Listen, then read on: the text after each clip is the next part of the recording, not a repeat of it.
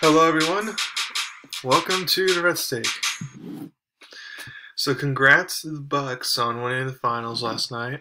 It was a cool scene, especially not only just inside the building, but then also outside the building. Those fans are really great. Um, I It was pretty cool to see Giannis, go from this scrawny, you know, kid, who was just kind of like learning the game on the fly, to now all of a sudden being a top five player in this league, and instead of going to form a super team, so as he stays in small town Milwaukee, ends up winning one. Pretty incredible. So now that the season's over, it's time to discuss, like I did with the other NBA teams, what they needed to do to improve. So I'm going to go over what the Suns need to do to improve to win next time, or what the Bucks need to do to repeat. But let's get started with the Bucks. So while you have your big three intact, like you're going to have Giannis, you're going to have Middleton, you're going to have Holiday, you're going to have Lopez, Connaughton, stuff like that, so you're good there. But there are some key role players that have to make some decisions. That being PJ Tucker, Bobby Portis, and Brian Forbes all have player options. So if you're the Bucks, you ideally would love to have all three back, and all three back opt-in specifically. However, if I'm the Bucks, you convince, like I said, Tucker and Portis specifically to opt in, and then if they opt out, try to get that contract situation figured out immediately, because Brian Forbes barely played in these finals and got him in, so he may want to opt out, and get a bigger role elsewhere. But if he decides to come back, that's good for him and good for the Bucks, since he was one of the top 3-point shooters this season. So like I said, if you can bring all three of them back, then you don't have to worry about free agency at all, and you can just run it back. Now for the Suns, here's where things get complicated. If you're the Suns, you re-sign CP3 and Cameron Payne and Torrey Craig, although with Crowder and Bridges, Torrey Craig's not the most important sign. But the problem is that even if you bring everyone back and run it back, that won't be good enough to win it. Remember, injuries helped them make it to the finals, and once they faced a healthy team, then they collapsed, losing 4 games in a row. So in a way, for the Suns, the reason why it's complicated is because you feel like you're trapped, especially since, despite poor files, DeAndre Ayton's going to command a lot of money, so then you're not going to be able to afford a lot of people, since you have to pay CP3 and Booker as well. So, what if I'm the Suns? The only other thing you can do besides, you obviously have to find a new assistant, because Willie Green is expected to get the Pelicans job. And you got to hope Dario Saric gets healthy enough for the next postseason with his ACL tear. But if I'm the Suns, you got to find a good backup forward or center. I mean, I know Kaminsky is Kaminsky and stuff, but they need to find a good one with size. Because as the Bucks exposed them, they did not have any size, and you don't want Kaminsky being part of that team rotation that's sorry off it. You want to find someone like maybe a Kelly or DeMarcus Cousins or something, someone who can stretch out the floor, shoot threes, and be aggressive on the floor. And he's another big guy that could help, block Giannis or something like that. So if I'm the Suns, that's the route I go at this point. Now, if you can have CP3, Booker, and then try to get for some reason, like a Tim Hardaway Jr. to be your 6th man and let Cameron Payne go, or find a DeMar DeRozan and let Cameron Payne go, or something like that, then that's more ideal, and that's, I feel like can get them over the hump, but that's not that realistic. So at this point, just get a big man like DeMarcus Cousins or something to fill that role. Because if you don't, then you're not even going to sniff the title next year. You need size. So something that I'm doing after the season over is, I did this with the NFL teams. I went through all the new coaching hires, and I'm giving them a grade. And these grades are based off not only their past, but what I think about them going in the future, and then their current situation in general. Like, are they in a good situation or not? So let's get started with Rick Carlisle. He's with the Pacers, and I'm going to give him a B. So with the Nets and Bucks, you're not going to win a championship with Rick Carlisle as your head coach, which is why he does not get an A. But he will get you to the playoffs consistently, and whether it's a first round or second round exit, you can still be kind of relevant, like Durrett with Nate McMillan get into the playoffs. And since you know deep down you're not winning a championship, what's most important for Indiana is appeasing the fan base and selling tickets and all that. And if you can make the playoffs every year, that's going to translate to selling tickets, whether you win a championship or not, for that type of franchise. So it fits up right in Rick Carl's out. Plus, he's already been there before as a coach. He knows the culture and all that, so it just works out. So that's why I'm giving him a B. Jason Kidd for the Mavs. I'm giving him an A minus, not an A or an A plus, but A minus. I thought this was a good hire, like I mentioned a couple weeks ago. Players love him, so you can help Luka get a co-star most likely, and then they can be title contenders. And I feel like you can get a lot. He can also get a lot of Luka, even though Luka is so good already for his age. The only reason I don't give him a higher grade is because of that pass factor. He's a below 500 career record as a coach. That is concerning. Now, this would be his best team that he coached, but still, it's still a little bit concerning. So we'll see now with Luka if he improves or not. Nate McMillan for the Hawks. He also gets an A minus. Like I said a couple weeks ago, they needed to retain Nate, and they did. I think the Hawks, like the Mavs, if they can acquire another co-star for Trae Young, then they have a real chance to win a title, which should excite Hawk fans. But if not, they can get to the second round Eastern Conference Finals just off their current roster, as we've seen.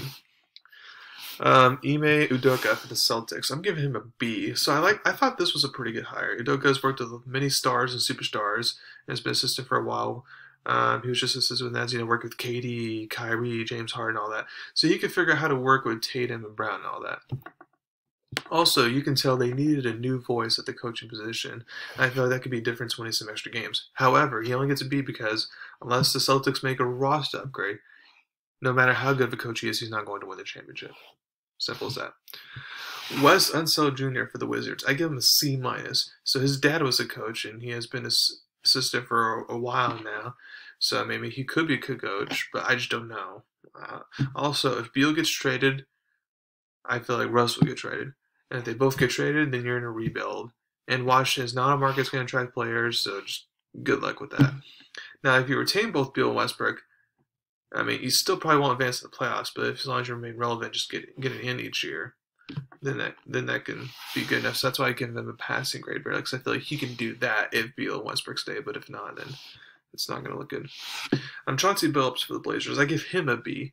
So I think whether Dame stays or goes, he will be a good coach. I think being under Ty Lue will serve him well.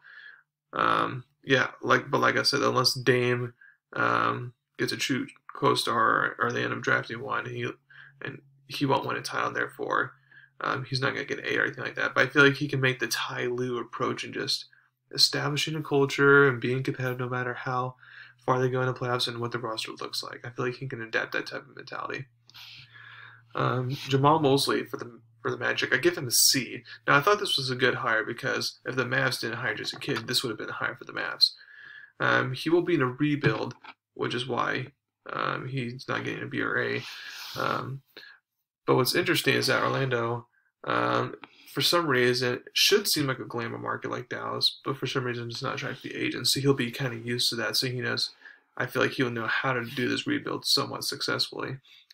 Again, they'll be bad this year, but if he can make the playoffs at least once in the next 3 or 4 years and show that the rebuild is successful, then he'll obviously get higher grades. Right now, I'm kind of a wait-and-see approach as C. And then Willie Green, who's supposed to be announced the Pelicans head coach now that the season's over. I'm giving him a C minus. I don't mind the hire. Kind of like Udoka. He's one of those longtime assistants who's done a great job, is beloved by a bunch of players. You do get Zion Williams, which is good, and some good pieces like Brandon Ingram. But the problem is if you don't want Zion to leave, you're going to have to make the playoffs, and if you don't within the next year or two, then I think Zion will finally request a trade, and then you're screwed, and you might be out of a job soon. So whether it's fair or not to have the Pelicans make the playoffs the next year or two, this coaching stint might be short-lived if they can't do that. So now, also like I did for NFL coaches, I'm going to go over which NBA coaches, for me, are on the hot seat going into this year. The number one clear option is Luke Walton for the Sacramento Kings. I thought he was going to be let go after this season, but for some reason, he didn't. So I don't know I do know the franchise is bad, but I'm not sure how um, they're going to be able to upgrade the roster there unless like they take my advice and trade for like a Ben Simmons maybe or something like that. But I mean, this is a good enough roster where like, you can make the play-in tournament with this roster, in my opinion. That's good enough for that, and then maybe sneaking on an 8th seed if all goes well. I feel like you're good enough for that. But if Luke Walton can't even make the play-in tournament this year or going into next year, then I feel like he just has to be fired because he's done nothing there.